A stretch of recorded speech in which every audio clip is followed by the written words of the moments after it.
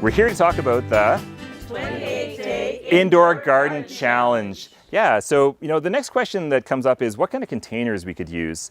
And this is a very DIY-oriented kind of a thing. Like, you don't necessarily have to get any special nursery containers. One of my favorite things to use actually is recycled greens things from the grocery store, because these used to have lettuce mix in them. Now we're going to replace it with our very own. So I love using these. It is a good idea to add some drainage holes to them, because we're growing these in a dense kind of a way, and obviously most living plants need a good drainage situation. But it's handy because you can use that as the base. You can make it your very own little planting container. Some people like to use nursery pots of different kinds, and they come in all different shapes and sizes, so that's really handy. But the key factor here is something you could add drainage to. This one is a nice little wooden box, homemade. Just add some drainage holes to the bottom and away you go. So the idea is to have some fun with it. One thing you'll really notice about this is that the containers are not very deep. And when it comes to growing these greens indoors, really you only need a couple of inches of soil. We have had people grow things like carrots indoors, which is not something you can do in 28 days, but you can definitely have winter carrots indoors. Obviously, in that case, we need to have a little bit of extra depth. But for all your greenery, and even for those peas we were talking about, just a couple of inches of soil is all that's required. Now, you had some questions. Yeah, so I've tried to apply my outdoor gardening rules to Yes. my indoor gardening rules, and I noticed this is very dense. Are we planting it dense? Yeah, for sure. So it's actually quite a different sort of approach to planting when you think about this type of project. So you want to set aside the idea of planting little plugs or little sort of units of plants. Instead, we're growing a nice big group of stuff. And even some of our favorite things like herbs, basil, dill, that kind of leafy herb, we're not going to try to get little bunches of them that grow into a big summer-sized one. We're going to harvest more at the microgreen, baby green, or sort of small plant stage. So in 28 days, it's realistic to get baby greens, which should be about 5-6 inches tall. But you could even start harvesting. These are like about a week old. You could even start harvesting as microgreens like this when they're planted with that density. And the harvesting? Yeah, so when it comes to harvest, basically these are often cut and come again. So what that means is you're going to just trim the plants back and allow them to grow up again. And because we're using such a nice composty soil mix, they have the vitality to be able to do that. If we were starting with more of a soil that has no extra nutrition in it, the plants would probably run out of steam pretty quickly if you give them that haircut. Okay. Yeah, really good questions. Planting them that dense. Yes. Will they grow? Like, say, if you waited until the end of the 28 days, they'll grow a decent size? Absolutely. So the question is, if instead of harvesting them as babies, could you grow them up into a larger size?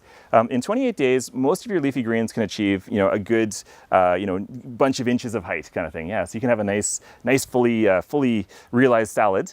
The other thing about that is it's very exponential. So in that first week, you're kind of looking at things, you're like, is this even possible? And then week 2, it starts to have some hope. Week 3, it's starting to get a little bit bigger. And by the end of it, it's really kind of a lot bigger than you thought. So it's pretty neat that way. Yeah. So we're going to do some planting. So what we're going to use is these 11 by 11 nursery trays. They already have drainage holes in them. And we're using, of course, our nice composty soil mix. Super easy. So all we need to do is I'll get you two to kind of fill it with soil, and then we'll grab some of those leafy green seeds and just throw them in. Okay.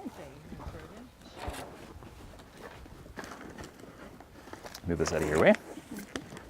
Good. Yeah, Get down, or should it be just loosely filled.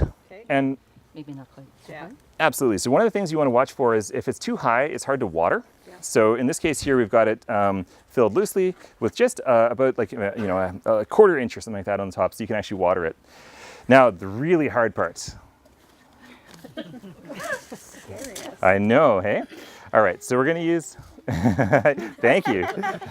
All right, we're going to use a mesclun mix here, which is a variety of mustards and lettuces together. The really hard part is you just sprinkle them on top.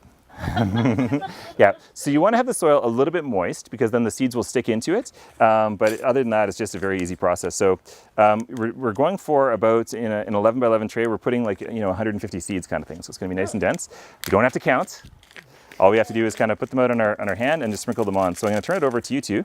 You can do one half, you can do one half, and just put them in the tray. Yeah, you can just share that back there, and that'd be great. So neatness doesn't count. Neatness is not important here. Absolutely.